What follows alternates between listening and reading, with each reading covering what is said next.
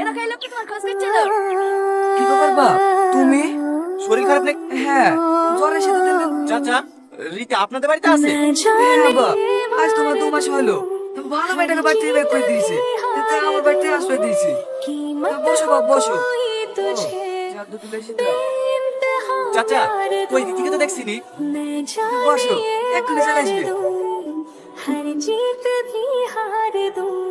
কি ব্যাপার? হ্যাঁ আমি। দেখো, আমার বেহার মতো চলে আসলাম।